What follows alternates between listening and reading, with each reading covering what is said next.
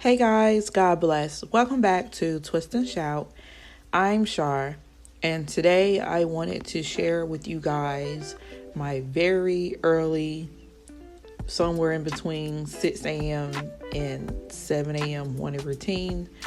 This is something that has become common lately, and I just wanted to share this experience with you guys because it's a lot different than later on in the day when I'm fully awoken but I've been thinking and praying and spend a lot of time just reading, and I find myself to kind of secure the journaling and all the extra glitz and glams for a later time in the day.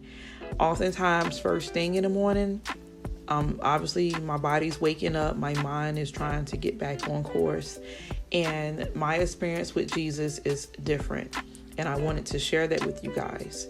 As you can see from the video, it's very bare minimum. Like, I got like one highlighter, I got my sticky notes just in case, but for the most part I'm just reading.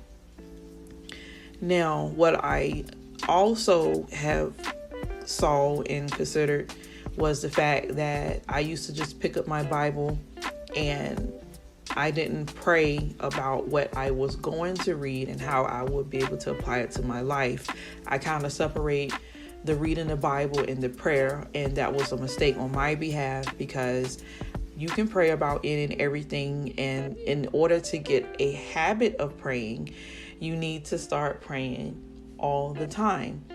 No matter what the situation or circumstance is, and reading the Bible is no different, or spending time with Jesus is no different. You want to pray, ask for guidance, ask God to reveal things to you. You want to pray that your time with Christ is productive and that it's meaningful, because I can assure you that there's a whole bunch of videos on Christian morning routines, or morning routines, or spending time with God routines. Like, there's a whole bunch of videos and ideas, and they are great, they are lovely, and sometimes what I end up doing is, instead of studying with them, I just get so consumed in watching them do such this beautiful thing, because it is so beautiful to watch people have their experience in their relationship with Christ. And yes, these videos are there for ideas or suggestions, or just to give you an idea of what we do, but also learn what works best for you. And like I said, over the next couple of weeks, I'm going to be showing you guys the different methods and styles. This one here, I will admit that this is the most common one, because I do tend to get up early, and I have been getting up earlier. So my husband's shift has changed, so he has to get up like 3 a.m. Sometimes I get up right with him, or I get up right before he leaves. And also I have another time frame where I get up 7 a.m. and that's the time my daughter has to get up and get ready, and I tend to use that time where there's no Jace. Jace is still in the bed, and then I can just actually fully concentrate. So that at that time, I try to get my read through, which my reading through the Bible, or if I have to read like a book or chapters or so, I tend to do that first thing because it's quiet. And I also know that there's two situations. There's a situation where you do have to, puff up yourself with the music and maybe a candle or some tea and some coffee. And then there's those moments where you're like, God, I know that I need to hear from you, and I don't want any distractions. And this is what that morning looks like. Yes, I have my tea just, because this also when I was kind of sick too. So yes, I have my tea to kind of, wake up my body and get my body functioning properly, and obviously to keep my mouth from being dry. But primarily the focus is that I'm spending that quiet quality time with God. There's no music, there's no kids.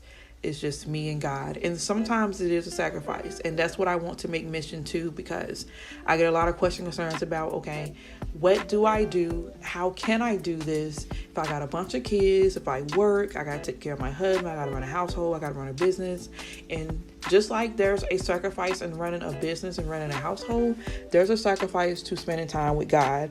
And that could mean either losing an hour of sleep on the latter end or the upper end. And I tend to use the upper end. So I would just get up with my kids or right before I get them up, and just really concentrate and spend quality time with God. And use my resource, of course, like I still have my phone nearby, but oftentimes also I had to actually start leaving my phone in the next room and just really get rid of those distractions. So